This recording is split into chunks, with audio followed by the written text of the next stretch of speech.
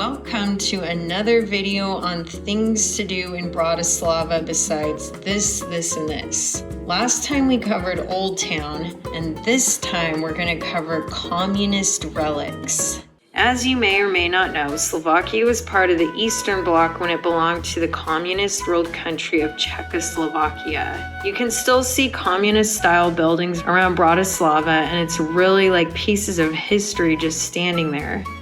My Opa grew up in communist East Germany, so I always find communist-era things particularly interesting. My first stop for communist sites was this old shopping mall. Completed in 1983, this late modernist building was designed by prominent Slovak architect Ivan Matušek.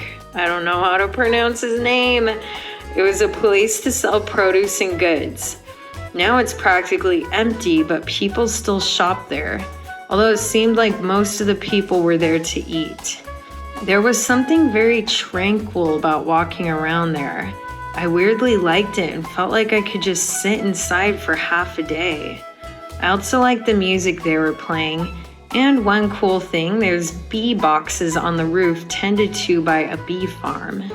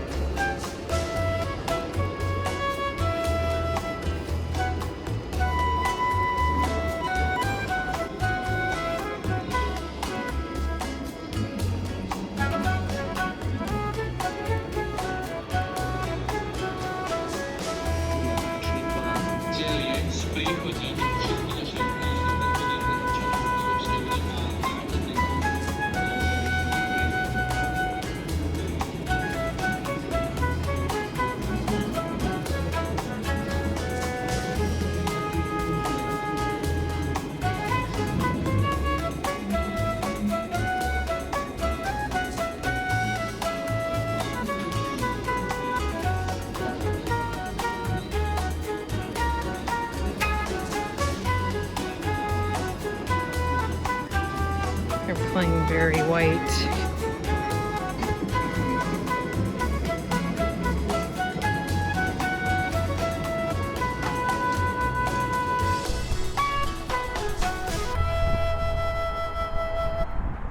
As I made my way to the next communist destination, I happened to pass by another communist curiosity. This upside-down pyramid building, the Slovak Radio Building. It has sound-insulated recording studios at its core with outward-facing offices surrounding them on each floor. This building was referred to as the Building of the Century because construction took so long. The first experimental broadcasting was in 1984, and a year later they were regularly broadcasting. As you continue to the Slavin Memorial, you'll pass by Freedom Square, which holds Slovakia's largest water fountain and which also happens to be another communist construction.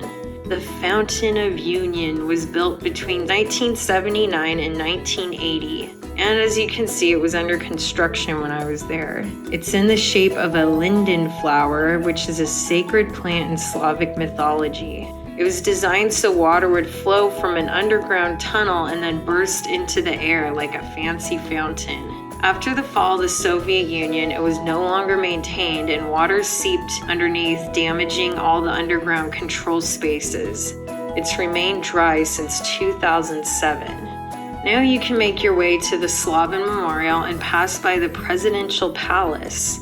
This Rococo palace was built in 1760 and is actually called the Grasalkovich Palace, named after the original owner, Count Anton Grasalkovich, who was an aristocrat and an important Hungarian politician. This was his summer palace, and he had some notable visitors like Empress Maria Theresa and composer Joseph Haydn. During World War I, the palace was military headquarters, and during the Second World War, it was the residence of the president of the Slovak state. During socialism, it was used by a pioneer youth organization, and in 1996, it officially became the Presidential Palace. You'll pass through some very nice neighborhoods with impressive views on your way up to the top.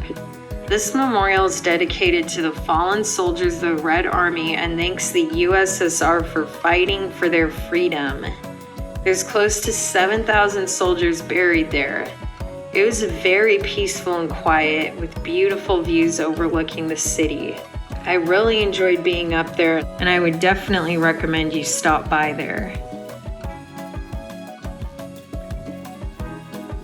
I think their heads are covered in bird poop.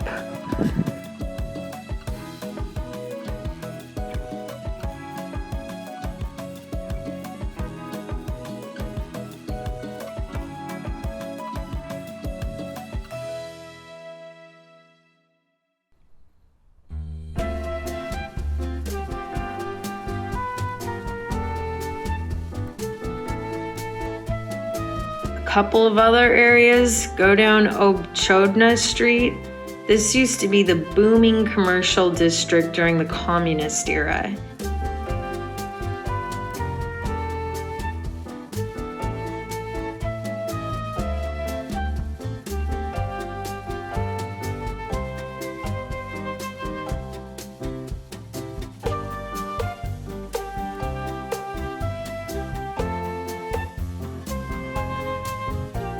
It became popular after World War I when craftsmen and merchants opened up shop there, and centuries ago it was known as Schöndorf's and had a number of vineyards nearby. And before that, it was called this, named after the Hungarians who settled there in the 13th century. This may just look like an uninteresting street, but some of these buildings have a cool history. Like this building, a former vineyard house in the 19th century when the street was still called Schöndorf's. There's also a little alleyway with these booths set up selling stuff.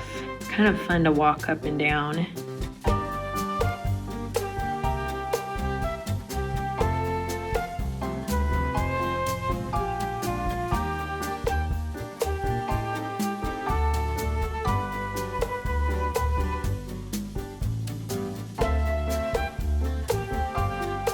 And remember that UFO bridge I said you can walk by? Yep, that's a communist relic too. Built from 1967 to 1972, there's a viewing platform and a restaurant at the top. If you really want to round out your communist experience, go into any store and get a Kofola Cola. This was Czechoslovakia's answer to having Coke without having Western brands like Coca-Cola and Pepsi in their country. If you haven't seen my Slovakia taste testing video, click up here and you can see my reaction to it. Although many of the communist buildings are hideous, I have an odd fascination with these gray, harsh, rectangular and square buildings. For the people who grew up during that era, they're probably not that fascinating and serve more as a reminder of life under communist rule. But many of these buildings are being torn down or getting facelifts, so who knows if it's just a matter of time before the architectural traces from that era are gone. I hope you enjoyed learning about the communist sites in Bratislava and hit that notification bell because next time we're going to talk about abandoned places, and that ties in just a little bit to this video, and it's just going to be a fun video anyways. See you next time.